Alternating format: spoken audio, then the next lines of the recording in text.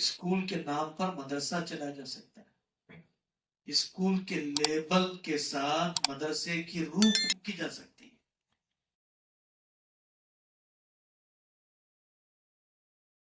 اپنے مکانی کا ارادہ جلدی مت کیجیے، ہم تو بنگال کے ہیں، ہم تو اڑیسہ کے ہیں، ہم تو بہار کے ہیں، ہم بمبئی چلے جائیں گے، ہم دلی چلے جائیں گے، ہم جنوب میں چلے جائیں گے، ہم بنگلور چلے جائیں گے۔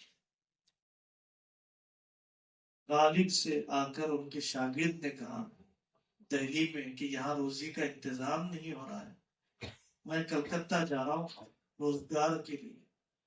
تو غالب نے کہا کہ کلکتہ کے خدا سے میرا سلام کہہ دینا۔ تو شاگرد نے کہا کہ حضرت دہلی کا خدا کلکتہ کا خدا ایک ہی ہے۔ تو غالب مرزا غالب نے کہا کہ جب جو وہاں روزی دے سکتا ہے وہ یہاں بھی دے سکتا ہے۔ اپنے علاقوں کو ویران چھوڑ کر، اپنے علاقوں کو بہت جلدی نظر انداز کر کے دوسرے علاقوں میں منتقل ہونا اور معیار زندگی کے لیے اپنے علاقوں سے لا تعلق رہ جانا واقعی اپنے علاقے والوں پر ظلم ہے، واقعی ان کی حق تلفی ہے۔ حق شفاع ہوتا ہے شریعت میں پڑوسی کا، تو اپنے علاقوں میں ہی کام کی راہیں، کام کی شکلیں بنانے کی کوشش کرنا چاہیے۔ جی فرمائیے۔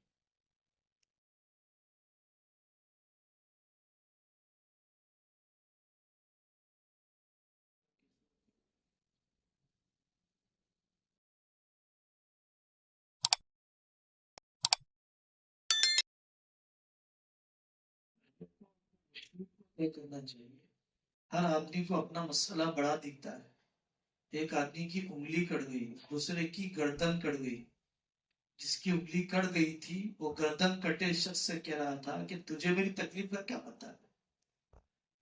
جس کی انگلی کٹی ہے، جس کی گردن کٹی ہے، تو انگلی کٹا ہوا شخص گردن کٹے والے سے کہہ رہا تھا کہ آپ کو میری تکلیف کا اندازہ نہیں ہے صاحب۔ یعنی انگلی کٹا ہوا شخص اپنی تکلیف کو بڑی تکلیف سمجھتا ہے، تو مبتلا بھی اپنی تکلیف کو بڑا ہی سمجھتا ہے۔ تو پہلے تو اپنے مشیر سے پوچھنا چاہیے۔ پھر دوسرے نمبر پر اگر میدان اور لائن چھوڑنا ہی پڑتی ہے تو ملک میں ایسے علماء بھی ہیں کہ جو آدھے دن تجارت کرتے ہیں، آدھے دن تدریس کرتے ہیں۔ افریقہ میں ایسے کئی علماء ہیں جو آدھا دن یا ہفتے میں 3 دن کاروبار کرتے ہیں اور باقی دنوں میں تبلیغ کرتے ہیں، تدریس کرتے ہیں، مکتب پڑھاتے ہیں۔ گجرات میں خاصی تعداد ہے، بلکہ تنزانیہ، حبشہ اور موریتانیہ، ان ممالک میں ایسے علماء بھی ہیں جو کرانہ دکان میں بیٹھے ہوئے بخاری پڑھاتے ہیں، موز رکھے ہوئے ہیں، کچھ آلو رکھے ہوئے ہیں، اتنی یہ سادی کرانہ دکان ہوتی ہے اور وہاں وہ بخاری کا مطالعہ کر رہا ہے۔ اگر علمی ذوق ہو تو آدمی ہر میدان میں اسے سنبھال کر رکھتا ہے۔ سعودی میں جانا پڑا، ٹیکسی ڈرائیور بن گیا، لیکن شام کے اوقات میں اس نے اپنے کمرے میں رہنے والے نوجوانوں کو لے کر قرآن کی تفسیر کرنا شروع کر دیا۔ ہم نے اپنی آنکھوں سے دیکھا شام کے مہاجرین کو جو دن بھر 14 گھنٹے کپڑے کی مل میں اور یہ کوٹ تیار کرنے کی کمپنیوں میں کام کرتے ہیں، اور عشاء کی نماز اپنے محلے میں یا کسی عالم کے پاس پڑھ کر نور الایضاح کے سبق میں شریک ہوتے ہیں، قرأت سبعہ میں شریک ہوتے ہیں، قواعد علوم الحدیث پڑھتے ہیں۔ تو اپنے ذوق علم کی پرورش، اپنے ذوق علم کی بقا اس کو زندگی کی سب سے بڑی پونجی سمجھتے ہوئے کرنا چاہیے، اللہ سے برکت مانگتے ہوئے کرنا چاہیے۔ لیکن عادتاً جیسے مفتی شفیع صاحب رحمۃ اللہ علیہ فرماتے ہیں، اور جیسے شیخ الحدیث صاحب رحمۃ اللہ علیہ نے فضائل صدقات میں لکھا کہ گٹر کا پانی اور دودھ کا پانی جمع کر دیا جائے تو گٹر ہی غالب آ جاتا ہے، ایسے ہی بالآخر دنیا ہی غالب آ جاتی ہے۔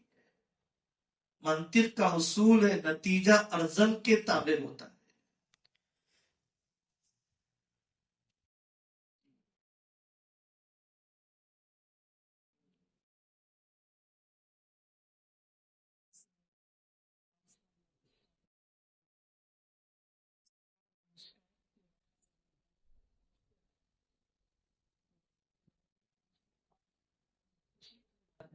اس کے بعد کیا ہوگا؟ اس سے کیونکہ ہمیں کوئی نوکری ملنے والی نہیں ہے، اس وجہ سے ہمارے ذہن میں بہت سارے سوالات آتے رہتے ہیں کہ اب کیا ہوگا، اب کیا ہوگا، اس کی بقا کا فیصلہ کیا ہے۔ امام ابو حنیفہ رحمۃ اللہ علیہ کو کون سی نوکری ملی تھی؟ یا بخاری رحمۃ اللہ علیہ کو کون سی نوکری ملی تھی؟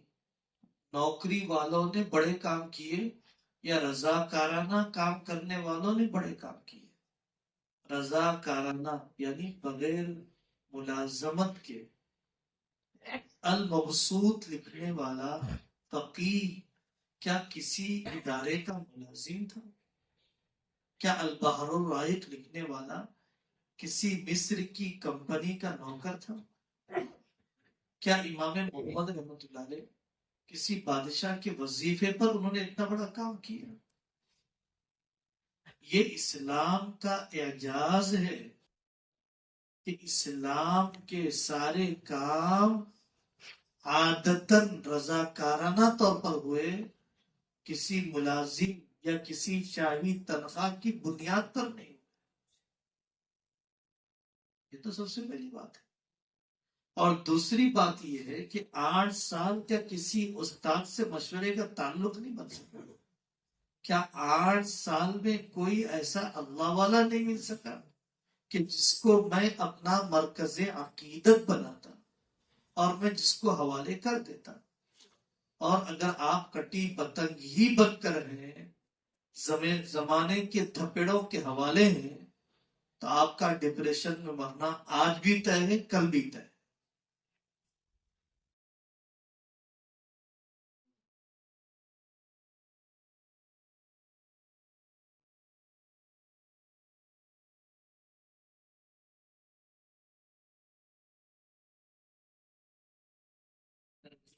اولین ترجیح وہی ہونی چاہیے۔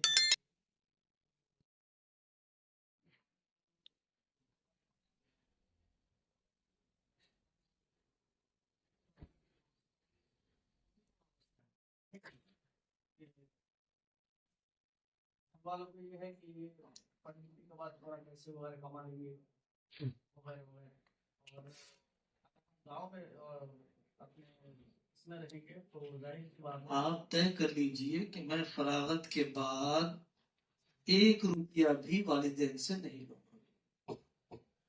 آپ طے کر لیجئے میں فجر کے بعد کبھی نہیں سوں گا۔ آپ طے کر لیجئے کہ جو آدمی مجھے ملے گا میں اسے نورانی قاعدے سے لے کر بخاری تک اس کی دینی سطح دیکھ کر کوئی نہ کوئی ایک مسئلہ سکھا دوں۔ آپ طے کر لیجئے کہ میں اپنے آپ کو دینی خدمت میں جو مل جائے اپنے گاؤں میں مصروف رکھوں گا۔ اس کے بعد آپ ماں باپ کے محتاج دست نگر نہیں رہ پائیں گے، رہنے کی ضرورت نہیں پڑے گی آپ کو۔ اور مستری اپنے فن سے اپنی افادیت بتلاتا ہے، ڈاکٹر اپنے فن سے اپنی نافعیت ثابت کرتا ہے، انجینئر اپنے ہنر کا کمال بتاتا ہے۔ آپ نے اپنے علم کا کمال کیا بتایا خاندان کو؟ کتنوں میں پردہ زندہ کیا آپ نے؟ کتنوں کے رشتے جوڑے آپ نے؟ کتنوں کے حج کروائے آپ نے؟ کتنوں کی بچوں کی رہبری کی آپ نے؟ تو آپ اپنا ہنر بتلائیے، اپنی نافعیت منوائیے، تو پھر والدین آپ سے تنخواہ کی معیار کا مطالبہ نہیں کریں گے. آپ کے نفع پہنچانے کو دیکھ کر، آپ کی افادیت کو دیکھ کر، آپ کے تقوی طہارت کو دیکھ کر، آپ کی حسن معاشرت کو دیکھ کر، آپ کی کمال خدمت کو دیکھ کر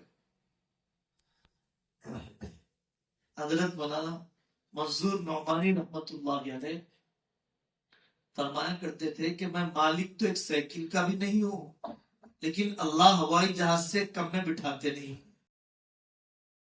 کار ہوائی جہاز سے کم میں بٹھاتے نہیں ہے، مالک تو ایک کار کا بھی نہیں.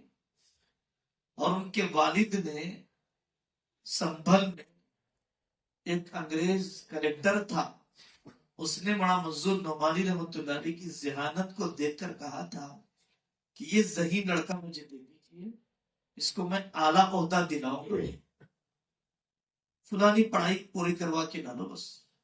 وہاں منظور نعمانی کے والد نے کہا کہ دین کی خدمت میں رکھنا ہے.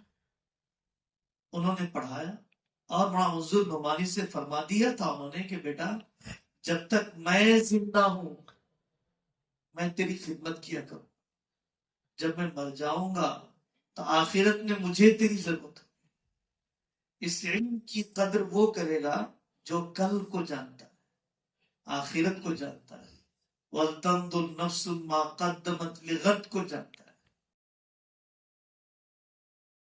ماں باپ کا ذہن درست کرنا چاہیے کہ آپ کو اولاد چاہیے یا اے ٹی ایم مشین چاہیے، آپ کو دلی راحت چاہیے یا فرما برداری اور جسمانی خدمت چاہیے، آپ کو کوانٹٹی اور مقدار چاہیے یا برکت چاہیے، اونچے اونچے محلات چاہیے، جڑے ہوئے خاندان چاہیے، جہیز خوب لانے والی بیوی اور بہو چاہیے یا وفاداری کرنے والی بہو چاہیے، قدر کرنے والی بہو چاہیے، عظمت رکھنے والی بہو چاہیے. تو آپ ذہن بنانا پڑے گا. ذہن پورے 8 سال نہیں بنائے تھے، اب جا کر بنائیے، ابھی سے بنائیے، ابھی سے خطوط لکھیے، ابھی سے اس میدان کے لیے تیار کیجیے. جی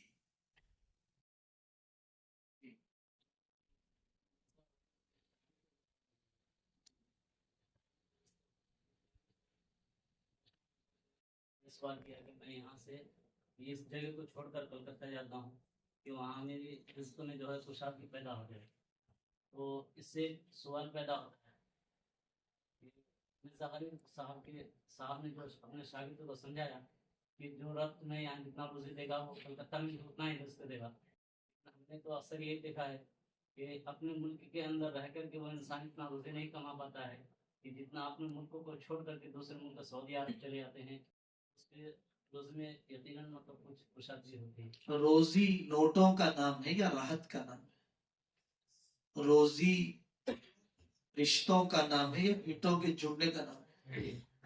روزی درہم و دینار کا نام ہے یا قلبی سکون کا نام ہے؟ تو ایک بات یہ ہے کہ اگر اس انسان کے اندر کسی طرح کی کوئی قرض ہو یا کوئی اس کے اوپر کوئی ایسا بوجھ ہو کہ جس کو وہ یہاں رہ کر کے ادا نہیں کر پاتا ہے، لیکن دوسرے ملک میں جا کر کے وہ محنت مزدوری کرتا ہے، سخت مجبوری میں حدود شریعت کا لحاظ کرتے ہوئے جا سکتا ہے، سخت مجبوری میں اور حدود شریعت کا لحاظ کرتے ہوئے جا تو سکتے ہیں، لیکن جگہ کی بدلنے سے بھی تو یہاں کچھ اضافہ ہو رہا ہے. زید شیر کی طرح ہے کہا جائے تو تم تلاش نہیں کی جائے گی کہ آپ کی تم کہاں ہے. آپ نے کہا نا شیر کی طرح ہے زید تو تم تلاش کی جائے گی. مرزا غالب کا واقعہ توکل کے ایک رخ کو سمجھانے کے لیے دیا گیا، بالکل وجود نہیں دیا گیا.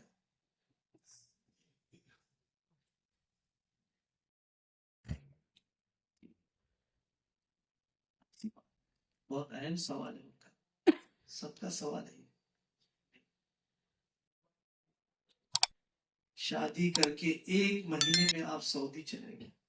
میں نے اپنی آنکھوں سے 2006 میں جدہ میں دیکھا، مدینہ پاک کی گلیوں میں دیکھا، دمام کے کنٹینروں میں دیکھا، ریاض کے صناعیہ علاقے میں دیکھا اور ابھی سفر میں وادی تواسیر میں دیکھا 11 سال سے ایک بوڑھا اپنے گھر نہیں گیا بنگلہ دیش 11 سال سے نہیں گیا لعنت ہے ایسی روزی کے بے برکت ہونے میں کوئی شک نہیں ہے چاہے آپ کعبۃ اللہ میں مستری کا کام کرتے ہیں چاہے آپ روزے اطہر پر جھاڑو لگانے کا کام کرتے ہیں ماں کے جنازے اڑ گئے باپ بیماری میں دنیا سے رخصت ہو گیا بیٹیاں آوارہ ہو گئی بچے بدچلن ہو گئے بیوی بے حیائی کے رخ پر پڑ گئی اگر آپ یہ نقل مکانی کرتے ہیں کون سی شریعت اجازت دیتی ہے الم تکن ارض اللہ واسعۃ فتہاجروا فیہا اس آیت کی تفسیر اٹھا کے دیکھیں وہاں پر شرعی مسائل کو دیکھیے کہ نقل مکانی کی اجازت کب ہے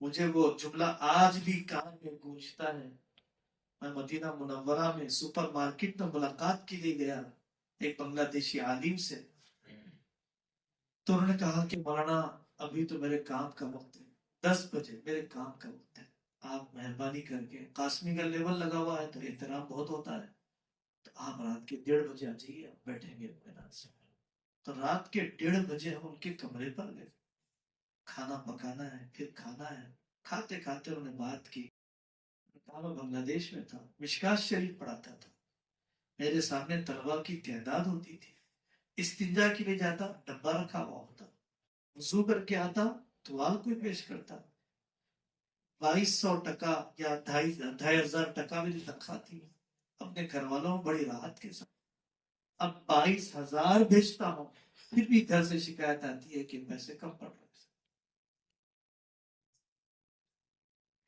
جھاڑ چڑھنے سے پہلے اترنے کا سلیقہ سیکھ لیجیے کون ہے جو باہر جانے کے بعد واپس آ سکا ہے باہر جانے کے بعد واپس آنے والے کتنے ہیں لسٹ بنا کر دے دیجیے آپ کی گھر کی مجھے آپ کے خاندان میں آپ کی بستی میں کتنے جرمن گئے تھے کمانے کے لیے 10 سال کما لیا آ گیا ہوں بس اب میں نہیں جاؤں گا جرمنی اب میں نہیں جاؤں گا فرانس ہم بنگلہ دیش کے ایئرپورٹ پر تھے تو آپ کہاں جا رہے ہیں جرمنی جا رہا ہوں آپ کہاں جا رہے ہیں جاپان جا رہا ہوں آپ کہاں جا رہے ہیں آسٹریلیا جا رہا ہوں آپ کہاں جا رہے ہیں مختلف چھوٹے چھوٹے کاموں کے لیے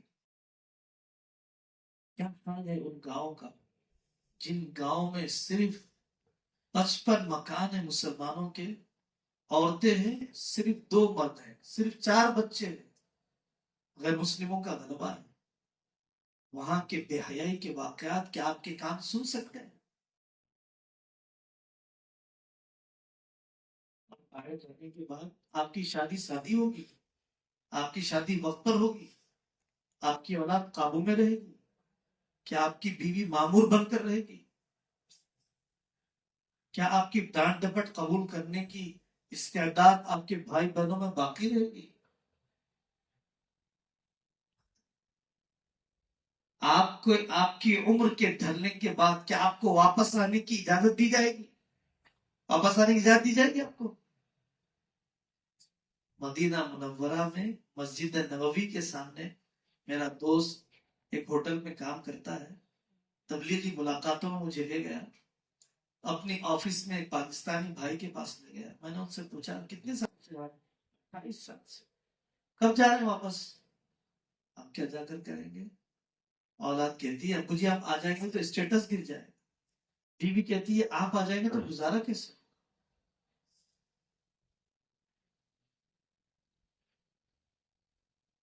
بوڑھی عورتیں پرانے زمانے میں کہا کرتی تھی کہ پردیس کی ایک روٹی سے وطن کی آدھی روٹی بہتر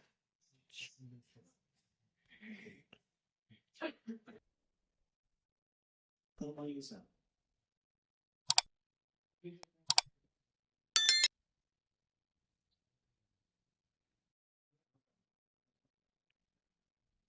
ہم سے یہی پوچھتے ہیں لسٹ تو دو مجھے ہم یہی پوچھتے ہیں ان ایجنٹوں سے یہ پوچھئے نا جب اتنا وہاں مل رہا ہے تو بھائی آپ کیوں نہیں چلے جاتے کینیڈا میں جب اتنا مل رہا ہے تو آپ کیوں نہیں چلے جاتے آسٹریلین پی آر کے بعد اتنے جھوٹے، اتنے دھوکے باز کہ آپ کے اپنے گھر تک پہنچنے کی بھی یقین دہانی نہیں کی جا سکتی. اتنے واقعات ہیں فریب کے، اتنے واقعات ہیں. 19 لاکھ کا فائنانس اور لون لینے کے بعد 35 سال کی عمر ڈھل گئی لون کا قرض ادا کرنے.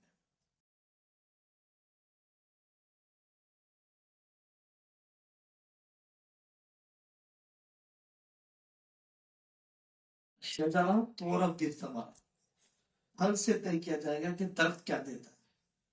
تو جن کی عمریں وہاں پر ڈھل گئی ان کے نمبر ہم آپ کو دیتے ہیں. آپ ان سے بات کیجئے کہ آپ تو جنت میں ہوں گے، فردوس میں ہوں گے آپ، کیونکہ آپ کی گئے ہوئے تو 40 سال ہو گئے، آپ کی گئے ہوئے تو 60 سال ہو گئے، آپ کی گئے ہوئے دوسری نسل ہو گئی، آپ کی گئے ہوئے تیسری نسل ہو گئی، اعلیٰ علیین میں ہو گیا. تو ان سے ربط کیجئے، ان کی زندگیاں پڑھیے، ان کی زندگیاں سنیے. دائی بن کر جائیے. کون روک رہا ہے آپ کو؟ عالم بن کر جائیے، ماحول بدلنے والے بن کر جائیے، ماحول میں بہنے والے بن کے بن جائیے، پختہ اینٹ بن کے جائیے جو پانی میں گرنے کے بعد گھل نہ جائے.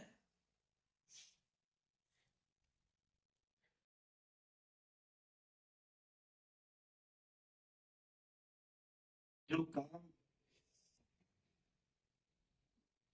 عوامی سطح پر ذلت آمیز یا ذلیل سمجھے جاتے ہیں، جو کام آپ وہاں کر رہے ہیں وہ کام یہاں کیوں نہیں کر سکتے؟ وہاں پر آپ نالیاں صاف کر رہے ہیں، وہاں پر آپ سڑکوں پر جھاڑو لگاتے ہیں، وہاں پر آپ خنزیر کا گوشت سپلائی کرتے ہیں، آپ وہاں پر شراب کی دکان میں کام کرتے ہیں، یہاں پر کرانہ دکان میں کام کیوں نہیں کر سکتے؟ اس استقامت سے اپنے گاؤں میں کیوں نہیں کر سکتے؟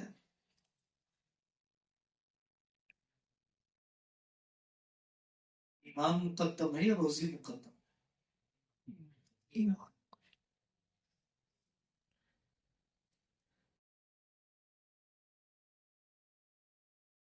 امریکہ کے، یورپ کے مفکرین اور فاؤنڈرز نے، مؤسسین نے ان ملکوں کی بنیاد کن چیزوں پر رکھی؟ وہ اپنے ملک کے رہنے والوں کو انسان نہیں بنانا چاہتے، جانور بنانا چاہتے ہیں، اکنامک اینیمل بنانا چاہتے ہیں، حیوانی معاشی حیوان بنانا چاہتے ہیں، انسان بنانا نہیں چاہتے. تو ان کے کانسیپٹ میں یہ بات ہے ہی نہیں کہ ان کو انسان نظر آئے. آپ کا انسان نظر آنا انہیں قابل برداشت نہیں. آپ کا باپردہ رہنا، آپ کا ماں باپ کا خدمت گزار رہنا، آپ کا بیوی شوہر کا باہمی اتحاد و اتفاق سے رہنا، یہ یورپین کنٹریز کے مقاصد کے خلاف ہے. اور بہت ساری باتیں پڑھنا چاہیے. حضرت علی میاں ندوی رحمۃ اللہ علیہ کی کتاب، امریکہ سے صاف صاف باتیں، مغرب سے کچھ صاف صاف باتیں، تو پھر آدمی ان سطحی باتوں سے متاثر نہیں ہوتا ہے.